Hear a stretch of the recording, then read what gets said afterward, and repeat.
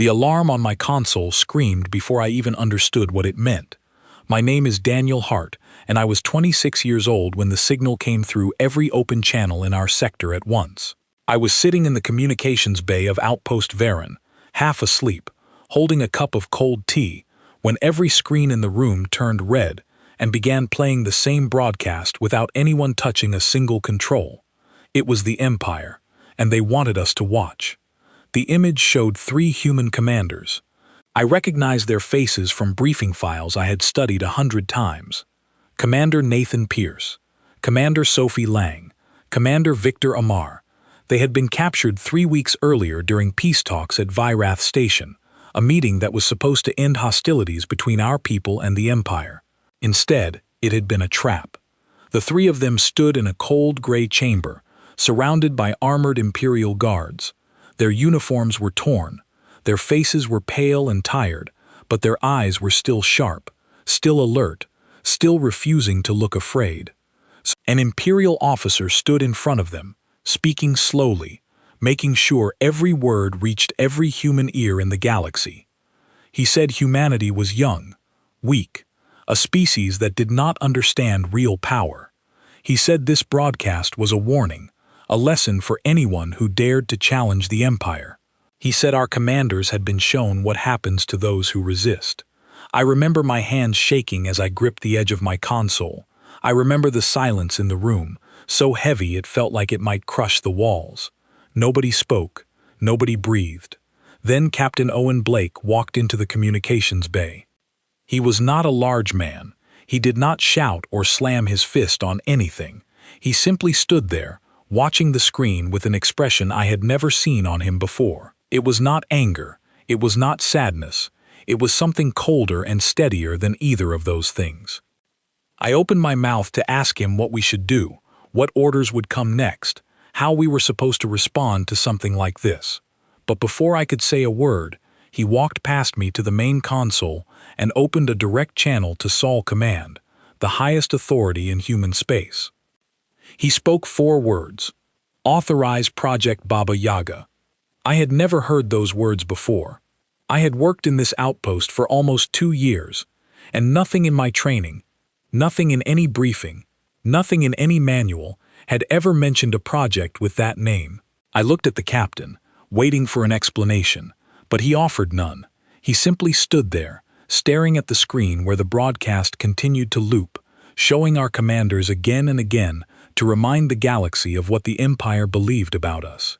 A response came back almost instantly. Just one word: confirmed. That was when everything around me began to change. Within minutes, every ship docked at Outpost Varen began preparing for departure. I watched through the viewport as engines that had been quiet for months suddenly roared to life. Crews I had eaten meals with, crews I considered friends, moved with a discipline and urgency I had never witnessed before. There was no panic, there was no confusion. It was as if they had been waiting for this exact moment for years, running through this exact sequence in their minds 1,000 times before it ever happened. I turned to Captain Blake and finally found my voice. I asked him what Project Baba Yaga was. He looked at me for a long moment, as if deciding whether I was ready to hear the answer. Then he said something I would never forget. He told me that a long time ago, after our first painful encounters with the Empire, humanity had learned something important about them. The Empire believed war was a kind of performance, a display of strength meant to frighten enemies into submission. They followed strict codes of honor when it suited them, and they expected their enemies to follow predictable patterns too. They believed that if they showed the galaxy 3 broken human commanders, the rest of humanity would fall in line out of fear. He said humanity had built something that did not follow their rules at all. He would not tell me more than that. He said only that the fleet was moving now, and that I would understand everything soon enough. Then he turned and walked toward the command deck, leaving me standing there with more questions than I had ever had in my life. I watched the outpost empty out around me. Cargo bays that had been full an hour earlier were suddenly bare. Personal quarters were stripped of anything valuable. Even the medical bay, usually one of the busiest places on the station, was being cleared with quiet, practiced efficiency. I tried to reach my friend Grace, who worked 2 decks below me in the intelligence division, but her comm channel was already closed. Every department seemed to be operating on some kind of silent agreement, a plan that had clearly existed long before I ever set foot on this station. I remember standing at my console, watching the sensor display as our ships began to leave orbit, but they did not head toward the Empire's territory. They did not form up into a defensive formation to protect our border. Instead, they scattered. Ship after ship vanished from my screen. Not destroyed, not damaged, simply gone, slipping into pathways through space that our sensors could not track.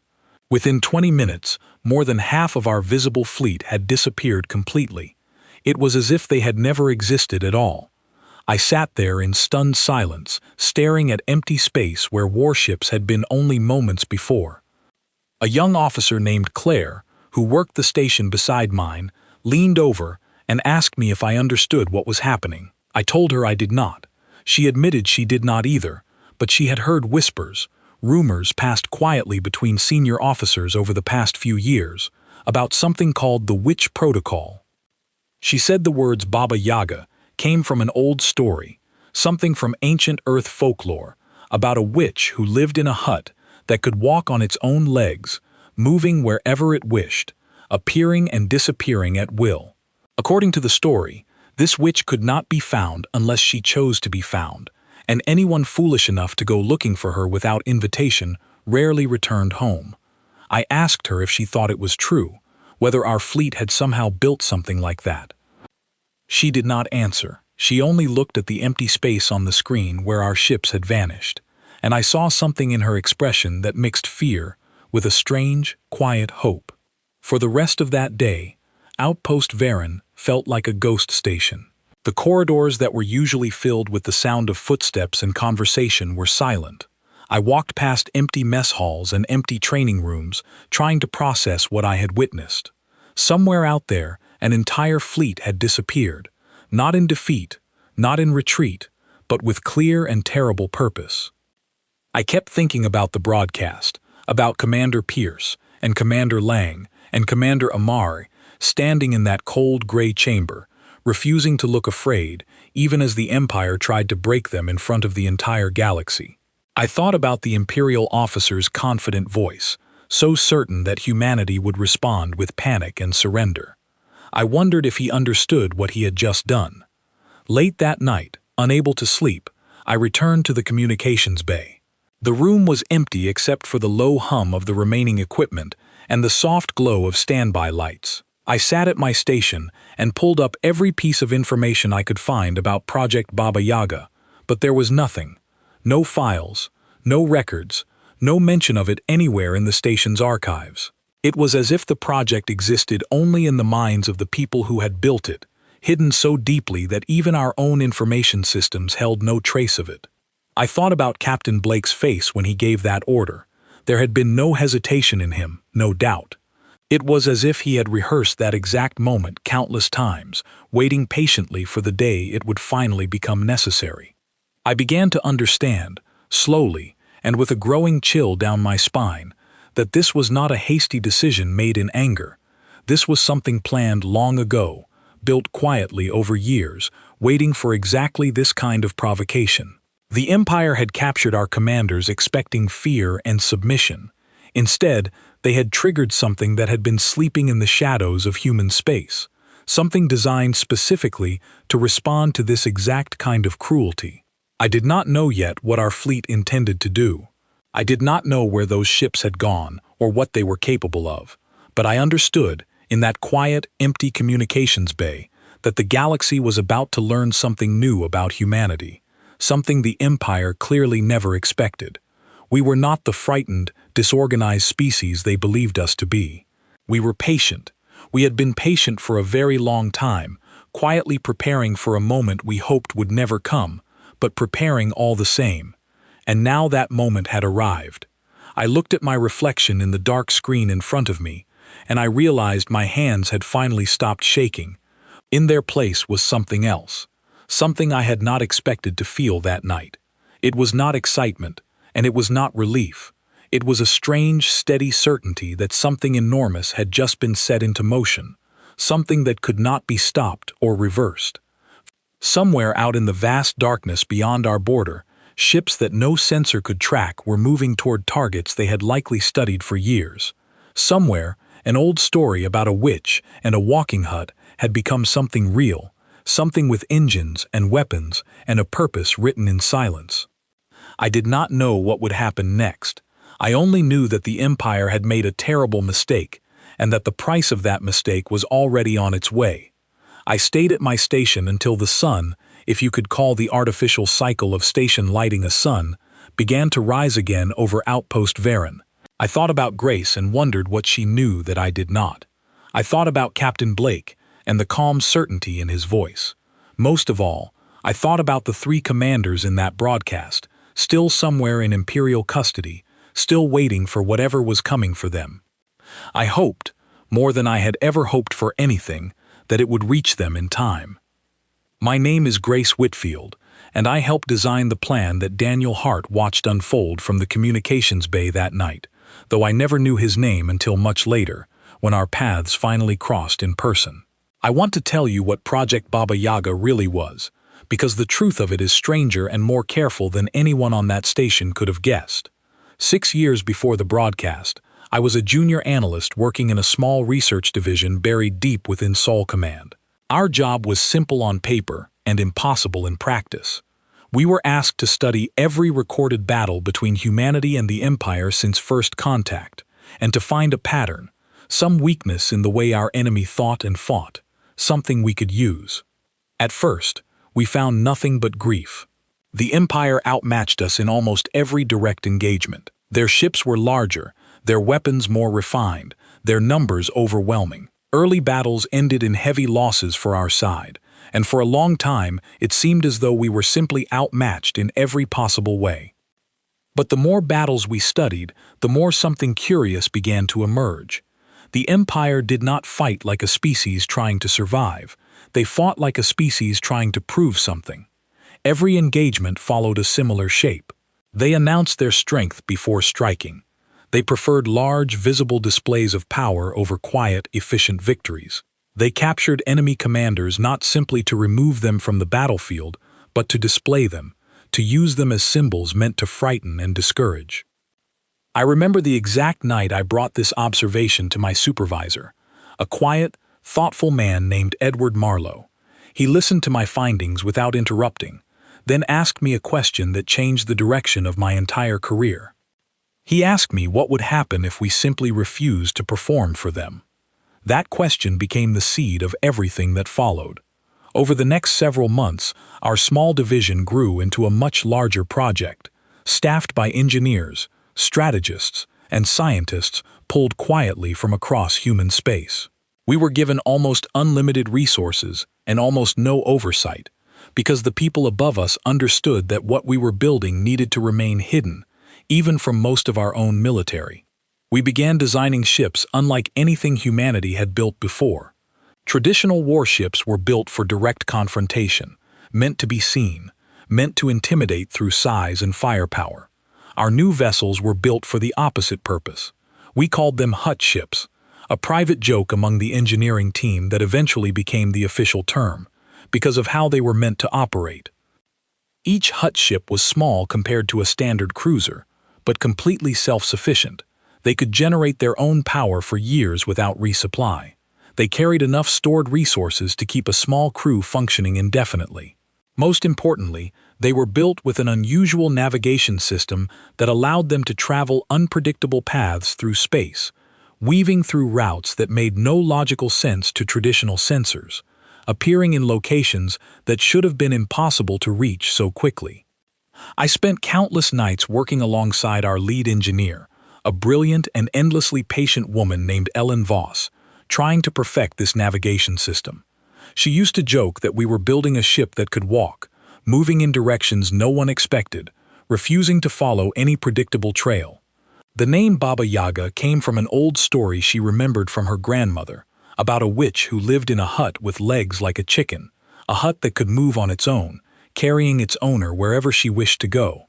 The witch in that story was feared not because she was the strongest creature in the forest, but but because she could never be found unless she allowed herself to be found. The name fit perfectly, and it stayed with the project from that point forward. But the ships themselves were only part of what we built. The more important piece, the piece that truly defined Project Baba Yaga, was the decision we made about how the fleet would operate once it was ready. We decided the fleet would remain completely hidden, spread across human space in small, scattered groups, until a very specific condition was met. We built the entire system around a single trigger, one line that could never be crossed without consequence. That trigger was simple.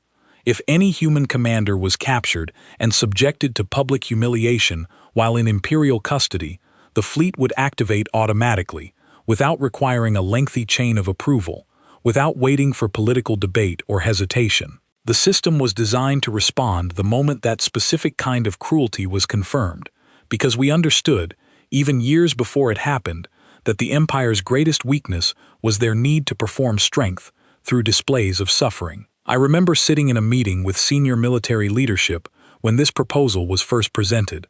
Many of them were uncomfortable with the idea of an automatic trigger, a response that would happen without direct human authorization in the final moment. They worried about mistakes, about the fleet activating over a misunderstanding or a false alarm. Edward Marlowe stood in front of that room and made an argument I still remember clearly. He said that if we waited for careful deliberation every time the Empire captured and displayed one of our people, we would always be too slow, always reacting instead of responding, with the certainty our enemy needed to see. He said the only way to make the trigger meaningful was to make it inevitable, something the Empire could never negotiate away or wait out. The room was silent for a long time after he finished speaking. Eventually, the vote passed, and Project Baba Yaga was approved exactly as we had designed it. For 6 years after that, the fleet grew slowly and quietly in the shadows. We built hut ship after hut ship, training small, dedicated crews who understood they might spend years, even a decade, simply waiting without ever seeing action. These were some of the most disciplined people I have ever known. Volunteers who accepted long periods of isolation and uncertainty because they believed deeply in what the project represented. I spent much of that time studying Imperial culture more closely, trying to understand exactly how they would react when the trigger was finally activated. I learned their language, studied their historical records, spoke with defectors who had grown tired of the Empire's endless need for displays of dominance. What I learned only confirmed everything Edward had suspected from the beginning. The Empire measured strength through spectacle. Their entire military culture was built around visible shows of power, grand announcements, and public humiliation of their enemies. They rarely operated in silence, because silence offered them nothing to display. This made them predictable in certain ways, but it also made them dangerous, because they genuinely believed that fear and submission would always follow their displays of cruelty. We built Baba Yaga to answer their spectacle with something they had never encountered before: patience without visibility, strength without display, a response that would not arrive as a grand announcement, but as a quiet, unstoppable consequence. When the broadcast finally came, showing Commander Pierce, Commander Lang, and Commander Amare in that cold gray chamber, I was working late in my office, reviewing routine reports from across the sector. My console lit up with an emergency alert only seconds after the broadcast began transmitting across human space.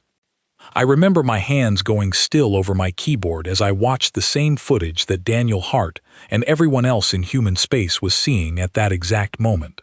I had spent 6 years preparing for this day, and yet watching it actually happen still filled me with a strange, heavy dread. I opened a direct line to Edward Marlowe, who had since become one of the senior advisors overseeing the project. He answered immediately, and I could hear the same grim certainty in his voice that I felt in my own chest. He told me the trigger had already activated. There was nothing left for either of us to decide. The system we had built years earlier was already responding exactly as designed, with no need for further authorization from anyone. I sat there for a long moment, watching the sensor feeds as scattered hut ships across human space began quietly changing course, converging on pre-planned targets deep within Imperial territory. Supply depots, communication relays, detention facilities. Every target had been studied and selected years in advance, chosen specifically because striking them would cause the greatest disruption while requiring the least amount of direct confrontation. I thought about the crews aboard those ships, people I had trained alongside, people who had spent years in isolation preparing for a mission they hoped might never become necessary. I wondered how they felt in that moment, finally moving after so many years of waiting. I also thought about something Edward had told me long ago, during one of our earliest conversations about the project. He said the true purpose of Baba Yaga was never simply to win battles or destroy enemy ships. Its true purpose was to teach the Empire an entirely new kind of fear, one built not on overwhelming force, but on the certain knowledge that humanity could wait patiently, invisible and calm, until the exact moment it was needed. He said that once the Empire understood this, once they realized humanity was capable of quiet, disciplined restraint, followed by sudden, decisive action, they would never again believe they could threaten us without consequence.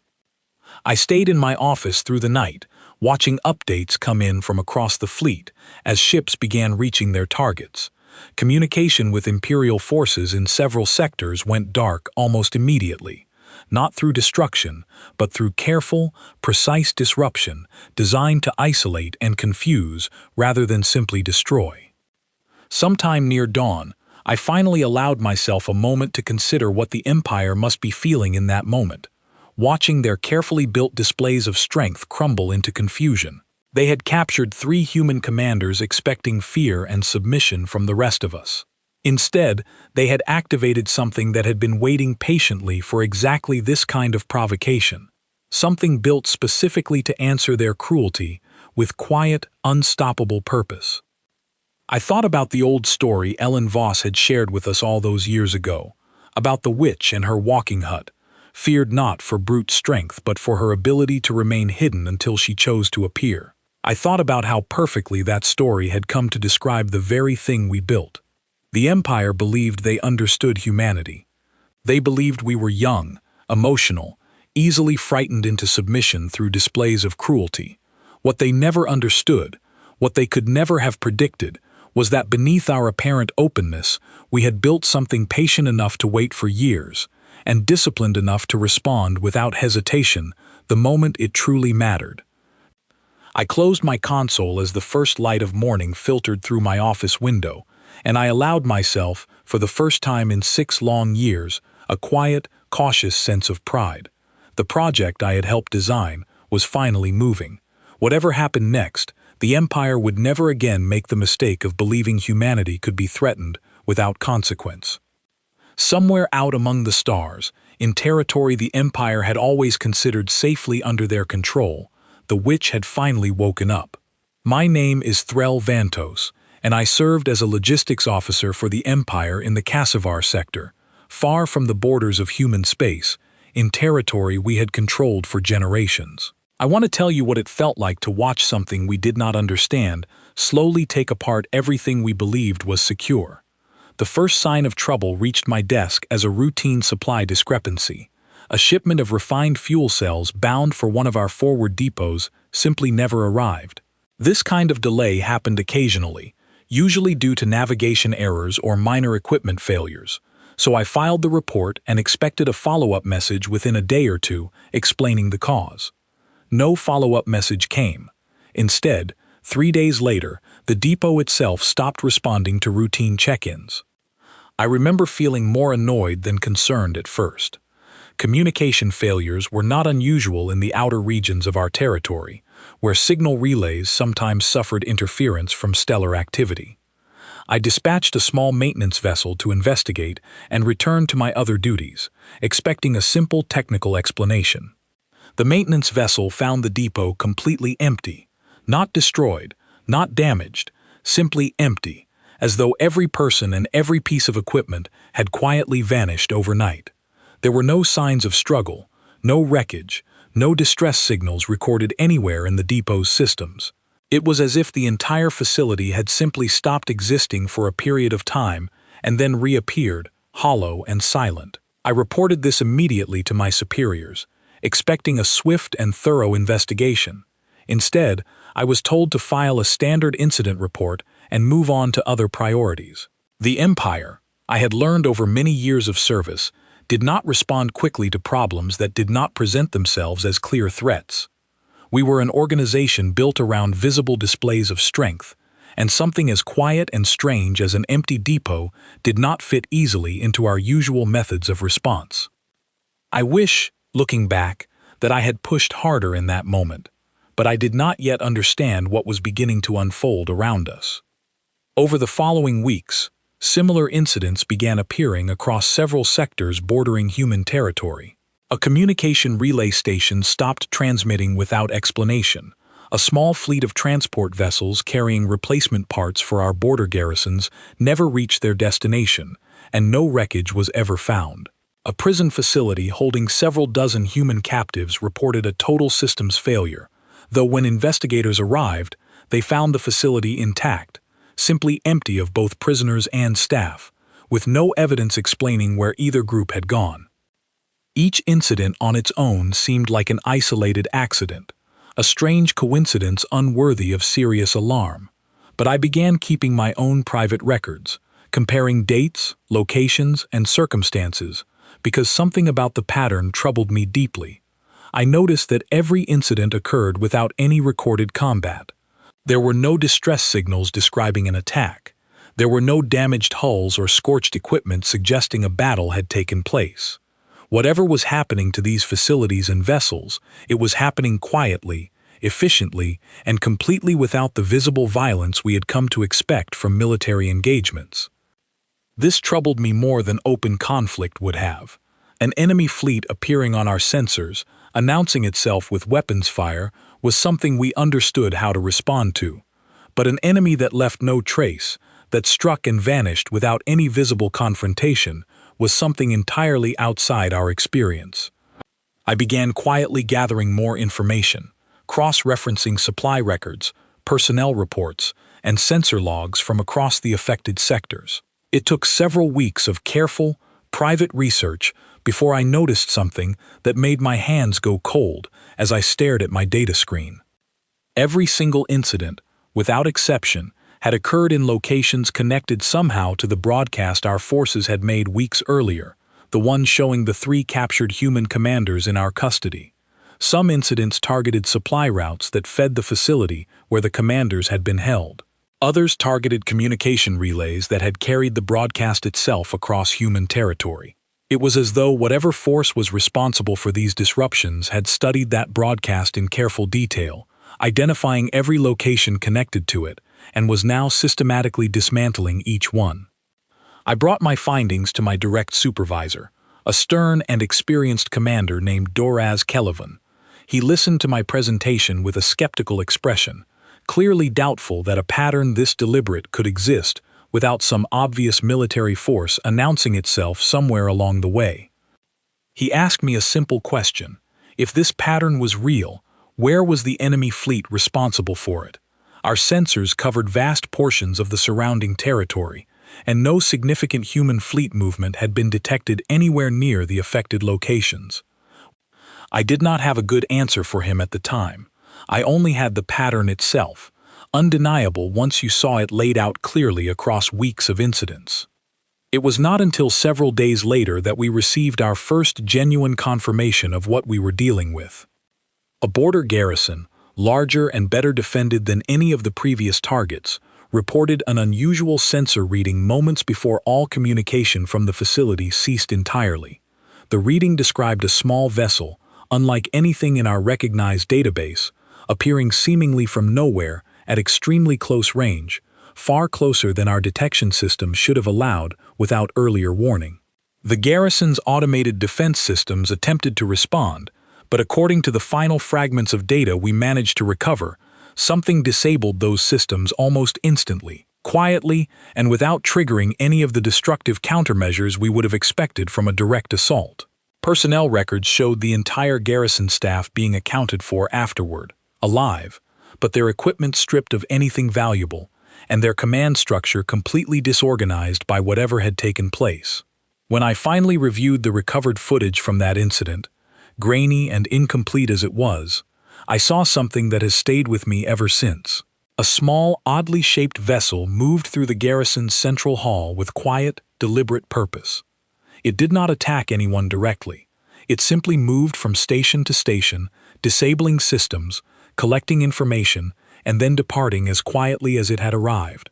The soldiers stationed there, some of the most disciplined personnel in our sector, stood frozen, offering no resistance at all, as though something about the presence of that vessel had convinced them resistance would serve no purpose.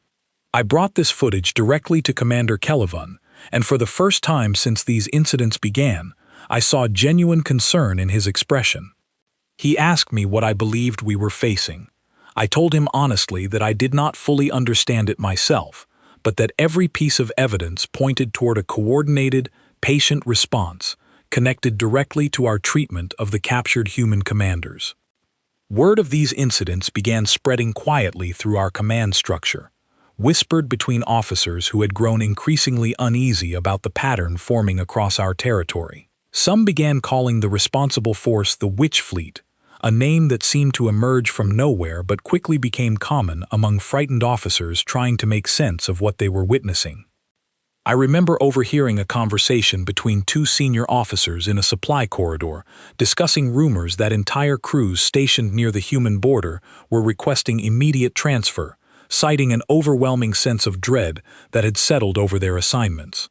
Officers who had served for decades without complaint were now openly expressing fear about facilities that had, until recently, seemed perfectly secure. I began to understand, slowly and with growing unease, that we were not facing a traditional military campaign at all. We were facing something built specifically to answer our own methods of intimidation, something that refused to announce itself through grand displays of force, choosing instead to demonstrate its reach through patient, precise, and completely unpredictable action. The realization that settled over me during those long weeks was simple, but deeply unsettling. We had captured 3 human commanders and displayed them publicly, believing this would frighten the rest of humanity into submission. We had been so certain of our own strength, so confident that fear alone would secure our advantage, that we never considered what might happen if the very cruelty we displayed became the trigger for something far more patient and far more dangerous than anything we had prepared for. I stood at my station late one evening, reviewing yet another incident report describing a facility left empty and silent, and I finally understood the deeper truth behind everything we were witnessing. This was never simply a military response. This was a message, delivered slowly and deliberately across weeks of quiet, unstoppable action, aimed directly at every officer, every commander, and every soldier who had believed humanity could be threatened without consequence. We had tried to make an example of 3 human commanders in front of the entire galaxy. Now, quietly and without a single announcement, humanity was making an example of us. My name is Nathan Pierce, and I was one of 3 human commanders captured at Veyrath Station during what was supposed to be a peaceful negotiation. I want to tell you what those weeks in Imperial custody were like, not because the details matter as much as what came after them, but because I need you to understand what Sophie Lang, Victor Amare, and I held on to during that time, and why it mattered so much when help finally arrived. We were taken without warning, during a meeting that both sides had agreed to attend under a temporary truce. I remember the exact moment the doors sealed behind us, and Imperial guards entered the negotiation chamber instead of the diplomatic escort we expected. Sophie reacted first, stepping forward to demand an explanation, but the guards offered none.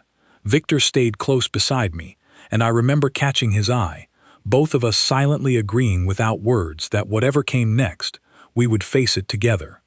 The facility they transferred us to was cold, both in temperature and in the way it was designed. Long gray corridors led to small, isolated chambers, and for the first several days, we were kept separated from one another entirely. I spent that time alone, uncertain whether Sophie or Victor were even still alive, trying to keep my mind steady by focusing on small, deliberate routines. I counted the seams in the wall panels.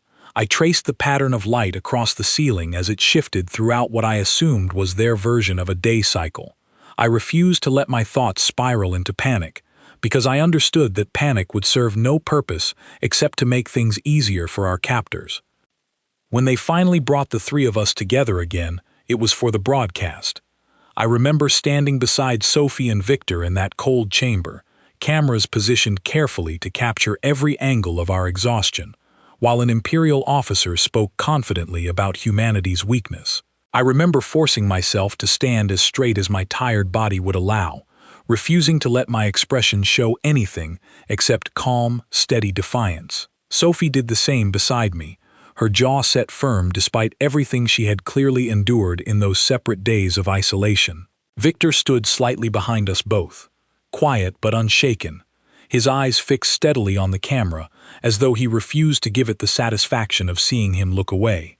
After the broadcast ended, we were separated again, but something had shifted in the atmosphere of the facility. The guards who escorted us back to our chambers seemed less confident than before, exchanging quick, uncertain glances with one another that I did not understand at the time.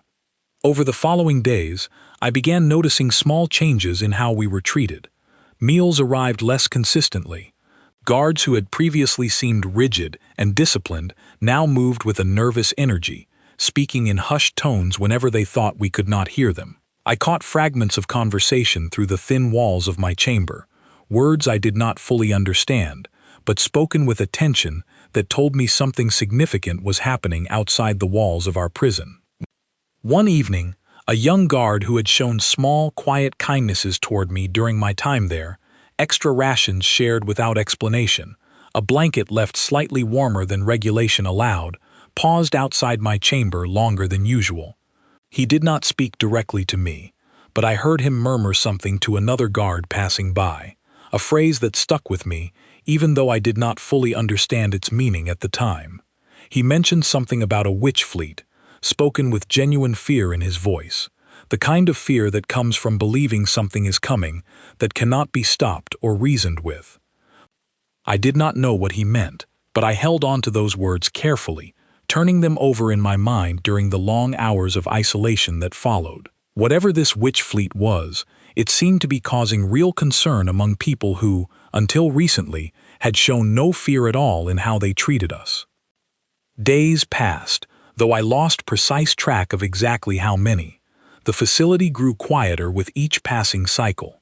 Guards who once patrolled the corridors regularly with confident, measured steps now moved less frequently, and when they did appear, their movements seemed hurried, distracted, as though their attention was constantly pulled towards something happening elsewhere. I found small ways to communicate with Sophie and Victor during that time. Brief exchanges shouted quietly between chambers when guards were absent. Careful taps against shared walls using a simple code we had developed together during quieter moments before our capture. Through these small exchanges, I learned that Sophie had noticed the same shift in atmosphere I had. Victor reported that his usual interrogation sessions had stopped entirely, replaced instead by long stretches of silence and neglect that felt, strangely, like a kind of mercy compared to what had come before. I want to be clear that our time in that facility was difficult, filled with uncertainty and physical and emotional strain that I will carry with me for a long time. But I also want to be clear that the three of us never lost our resolve. We held on to small moments of connection, whispered words of encouragement passed between chambers, quiet reminders to one another that we were still ourselves, still human, still capable of facing whatever came next with dignity and tact. The night everything finally changed began like any other, with the low hum of the facility's ventilation system and the distant sound of guards moving through corridors far from my chamber. I remember lying awake, staring at the ceiling, trying to steady my breathing, when the entire facility suddenly went completely silent. Not silent in the way it usually grew quiet during rest cycles, silent in a way that felt absolute, as though every system in the building had simply stopped functioning at once. The low hum of ventilation disappeared. The distant sounds of guard movement vanished entirely. Even the faint glow of emergency lighting along the corridor outside my chamber flickered and dimmed. I sat up immediately, every instinct telling me something significant was happening. I moved to the small viewing panel in my chamber door, straining to see anything in the darkened corridor beyond. For several long minutes, there was nothing, only silence and shadow. Then, I saw movement. A figure walked calmly down the corridor, unhurried, moving with the quiet confidence of someone who knew exactly where they were going and feared no resistance along the way. As the figure drew closer to my chamber, I recognized the uniform, unmistakably human, though unlike anything I had seen in standard service before, streamlined and practical in a way that suggested long periods of independent operation far from any support base. The figure stopped outside my chamber door, and within moments, the locking mechanism released with a soft, precise click, far too clean and efficient to have been forced open through any traditional means. The door slid open, and I found myself looking at a woman I did not recognize, her expression calm and steady despite the circumstances, her eyes carrying the particular weariness of someone who had spent a long time preparing for exactly this moment. She introduced herself simply as part of a retrieval team, offering no further explanation beyond confirming that Sophie and Victor were already being escorted from their chambers as well. I asked her, my voice rough from disuse, what had happened to the guards, to the facility's defenses, expecting to hear some story of intense conflict that had taken place while I slept. She told me there had been no real resistance to speak of. The facility's systems had been disabled quietly and efficiently before the retrieval team ever set foot inside. The guards, upon realizing what vessel had arrived in orbit above the facility, had simply chosen not to resist at all, their fear of the reputation that had clearly spread ahead of this fleet far outweighing any loyalty to continued confrontation. I followed her through the darkened corridors, finally reuniting with Sophie and Victor near the facility's main entrance. Seeing them both alive and moving under their own strength brought a wave of relief so powerful I had to pause for a moment simply to steady myself. Sophie reached out and gripped my arm firmly, her eyes bright with the same overwhelming relief I felt myself. Victor said nothing, but the steady nod he gave me carried more meaning than words could have offered in that moment. As we made our way toward the vessel waiting to carry us away from that place, I noticed the facility's remaining guards standing quietly along the corridor walls, offering no resistance, some of them visibly relieved that the confrontation they had clearly feared was ending without further conflict. I understood then, more clearly than the guards' whispered words had explained days earlier, exactly what kind of reputation had reached this facility ahead of the ship now waiting to take us home. Once aboard the retrieval vessel, small and efficient in its design, exactly as I would come to learn was typical of the fleet that had rescued us, I finally allowed myself to ask the question that had been building in my mind since that first whispered mention of a witch fleet days earlier. I asked the woman who had freed me what exactly this fleet was and why it had come for us in such quiet, deliberate fashion rather than through open confrontation. She explained, briefly and without embellishment, the basic outline of Project Baba Yaga, a fleet built years earlier specifically to respond to exactly the kind of treatment we had endured, a fleet designed to answer cruelty not with matching displays of force, but with patient, unstoppable purpose that struck without warning and disappeared just as quietly. I sat quietly for a long moment, processing everything she had shared, before finally speaking the thought that settled clearly in my mind. I told her that I understood now why the guards had stopped resisting before we ever arrived, why the facility had grown so quiet and fearful in the days leading up to our rescue. This fleet had not come simply to save the three of us. Our capture had become the reason, the specific trigger that awakened something humanity had built and hidden away, waiting patiently for exactly this kind of provocation. I looked out the small viewport of the vessel as it pulled away from the facility that had held us for weeks, watching the structure grow smaller against the darkness of space, and I finally spoke the thought clearly, the same words I would carry with me long after that mission ended. They had not come simply to rescue us. We had become the excuse, the specific line that could not be crossed without triggering exactly the response the Empire had spent years unknowingly building fear around. Sophie, sitting quietly beside me, reached over and placed her hand briefly on my shoulder, a small gesture of shared understanding between the two of us. Victor, seated across from where we sat, offered a quiet, tired smile, the first genuine expression of relief I had seen from him since our capture began. Whatever came next for the three of us, whatever debriefings and reports and quiet moments of recovery waited ahead, I understood clearly, in that small vessel pulling away from Imperial territory, that something far larger than our individual rescue had been set into motion. The Empire had believed our capture would demonstrate their strength to the rest of the galaxy. Instead, it had revealed something about humanity that I do not believe they will ever forget. My name is Daniel Hart again, and I want to tell you how this story ended, or at least how it ended for those of us who watched it unfold from the quiet corners of human space rather than the front lines of the operation itself. 3 weeks after Captain Blake gave that order in the communications bay of Outpost Varen, I received transfer orders I never expected. My skills in communications had apparently drawn attention from someone higher up the chain, and I found myself reassigned to serve aboard the flagship coordinating the final stages of Project Baba Yaga's operation. I remember feeling a strange mixture of excitement and disbelief as I boarded that vessel for the first time, finally about to witness firsthand the results of everything that had begun that night with 4 quiet words spoken into an open channel. The flagship was unlike anything I had served on before, filled with officers and analysts who had clearly been part of this project for years, moving through their duties with a quiet confidence that came from finally seeing years of careful preparation pay off. I met Grace Whitfield for the first time during my second day aboard, recognizing her name from reports I had reviewed during my transfer briefing.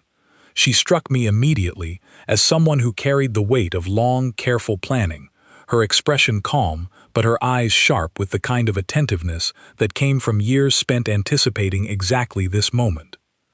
She told me, during a quiet conversation in the ship's observation deck, that the operation was nearing its conclusion. Commander Pierce, Commander Lang, and Commander Amare had already been safely recovered weeks earlier, their rescue completed quietly and efficiently before most of human space even realized retrieval efforts were underway.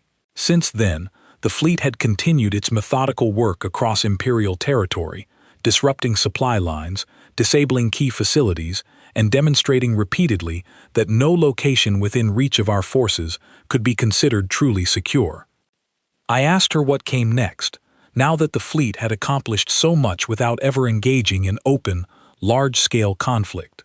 She told me that the true purpose of Baba Yaga had never been to conquer Imperial territory or destroy their forces outright. Its purpose had always been to demonstrate a simple, undeniable truth to an enemy who believed strength could only be measured through visible displays of dominance. That truth, she explained, was beginning to settle clearly across Imperial leadership, and the result was something none of us had fully expected, even after years of careful planning. 2 days after my conversation with Grace, word spread quickly through the flagship that Imperial leadership had formally requested a ceasefire, along with a full renegotiation of the terms that had governed relations between our two civilizations since first contact. I remember the quiet murmur of disbelief that moved through the communications bay as this news arrived, officers and analysts exchanging glances that mixed relief with cautious hope, none of us quite ready to believe that an empire so committed to displays of overwhelming strength would request peace after weeks of quiet, patient disruption rather than open battle. Captain Blake, who had by this point become the operation's primary liaison for incoming Imperial communications, addressed the assembled crew shortly after the request arrived. He explained that Imperial leadership had grown increasingly alarmed not simply by the material damage caused by our fleet's activities, though that damage had certainly been significant, but by something far more unsettling to their military culture. Their forces across multiple sectors had begun reporting widespread uncertainty and fear among personnel stationed near human territory, a fear rooted not in any single dramatic confrontation, but in the constant, unpredictable possibility that any facility, at any time, might simply cease to function without warning. He explained that this kind of fear, patient and quiet, rather than immediate and violent, was something the Empire's military doctrine had never been designed to counter. Their entire approach to warfare relied on visible displays of strength meeting equally visible resistance, a system of predictable escalation that both sides could measure and respond to accordingly. Baba Yaga had refused to participate in that system entirely, offering instead a quiet, patient demonstration of capability that left Imperial commanders with no clear target to strike back against, no visible fleet to engage in traditional combat, nothing except the growing certainty that their own territory was no longer as secure as they had always believed. I remember asking Grace, during another quiet conversation later that same day, whether she believed the ceasefire request represented a genuine shift in how the Empire understood humanity, or simply a temporary pause before renewed conflict eventually returned. She considered the question carefully before answering, her expression thoughtful in the dim light of the observation deck. She told me that true change rarely happened quickly between civilizations that had spent so long viewing one another through narrow, incomplete understanding. But she believed something important had shifted regardless, something that went beyond simple military strategy. She explained that the Empire had always assumed humanity's emotional openness, our willingness to express grief and anger and fear openly, meant we lacked the discipline necessary for patient, long-term strategic thinking. Baba Yaga had proven that assumption false in the most direct way possible, demonstrating that humanity was capable of building something quiet and disciplined enough to wait patiently for years, hidden and unseen, until the exact moment such patience became necessary. She believed that lesson, once learned by an entire civilization, could not easily be unlearned, regardless of whatever political tensions might arise between our peoples in the future. Over the following weeks, formal negotiations began between human representatives and imperial leadership, conducted this time under significantly more careful security measures than the original meeting at Veyrath Station had included. I followed updates on these negotiations closely, along with most of the crew aboard the flagship, watching as terms slowly took shape that seemed, for the first time since our first encounters with the Empire, to reflect a genuine acknowledgement of mutual strength rather than assumed dominance on either side. I had the opportunity, during this period, to finally meet Commander Pierce in person when he visited the flagship briefly as part of debriefing procedures related to the broader operation. I remember feeling nervous approaching him, uncertain how someone who had endured what he experienced might wish to discuss those events with someone who had only watched from a distance. But he greeted me warmly, his manner calm and steady despite everything he had clearly been through. I asked him, carefully and respectfully, what it felt like finally understanding the scale of what had been set into motion because of his and his fellow commanders' capture. He considered the question thoughtfully before answering, his eyes carrying a quiet weight that spoke to experiences I could only partially understand. He told me that in the moments immediately following his rescue, his primary feeling had simply been relief, a deep, overwhelming gratitude at finally being free after weeks of uncertainty. But as time passed and he learned more about the full scope of Project Baba Yaga, that relief had gradually given way to something closer to quiet awe. He explained that what struck him most deeply was not the fleet's capability, though that capability was certainly impressive, but the patience behind it. Knowing that an entire fleet had spent years waiting quietly, hidden and disciplined, specifically prepared to respond to exactly the kind of situation he and his fellow commanders had endured, gave him a profound sense of connection to the broader human effort that had ultimately secured his freedom.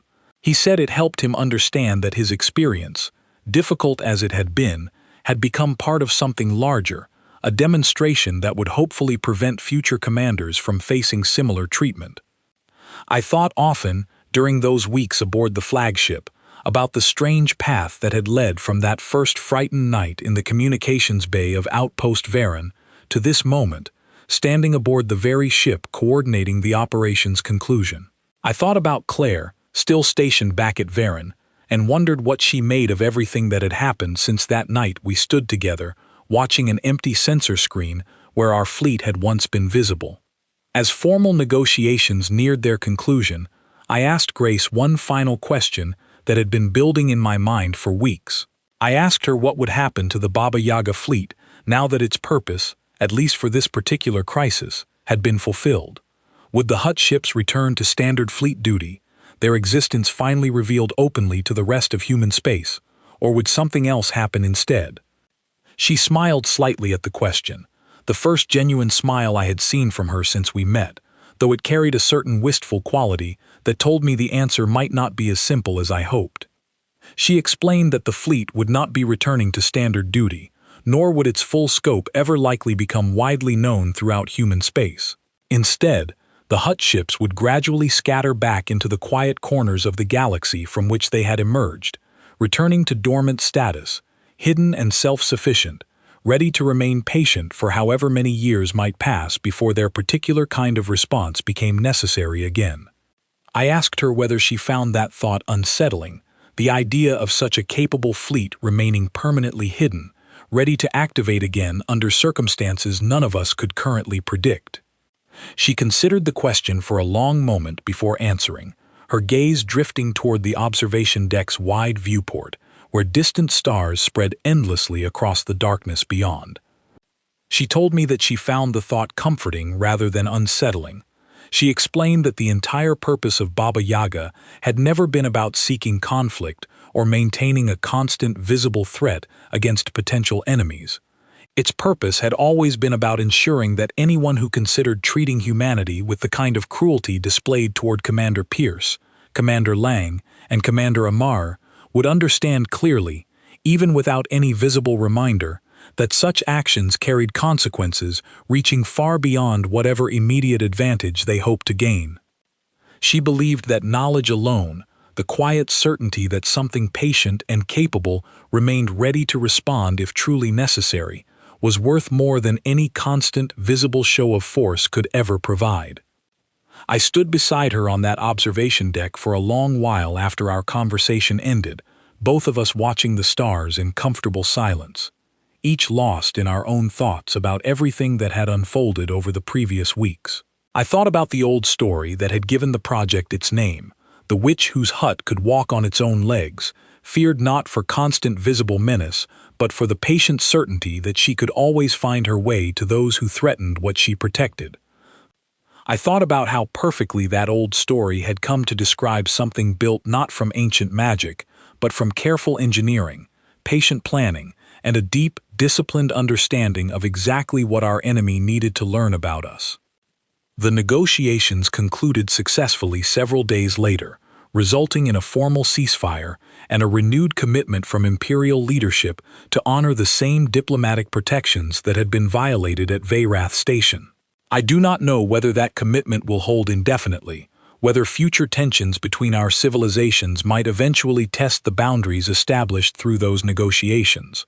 But I understand now, having witnessed this entire situation unfold from its earliest confused moments in a small communications bay to its careful, deliberate conclusion aboard a flagship coordinating one of the most significant operations in human history, that something important had genuinely changed in how the Empire understood us. We were no longer simply the young, emotional species they had assumed us to be, prone to fear and panic in the face of displayed cruelty. We had proven ourselves capable of something far more patient, far more disciplined, and ultimately far more unsettling to an enemy who measured strength only through visible, immediate displays of power. As the flagship began its journey back toward human territory, its role in this particular operation finally complete, I found myself standing once more at the observation deck, watching as several small, unfamiliar vessels appeared briefly on distant sensor readings, before quietly changing course and vanishing back into the vast darkness of space, returning to whatever hidden corners of the galaxy they called home. I thought about the countless crews aboard those scattered ships, disciplined volunteers who understood they might spend years, even decades, waiting silently for a moment that might never come again. I thought about the strange, quiet comfort in knowing that such patience existed, hidden and ready, should it ever truly be needed. The witch does not chase those who threaten her, she simply ensures that anyone foolish enough to come looking will never find their way home again. And somewhere out among the endless stars, patient and hidden, exactly as she was always meant to be, she waits,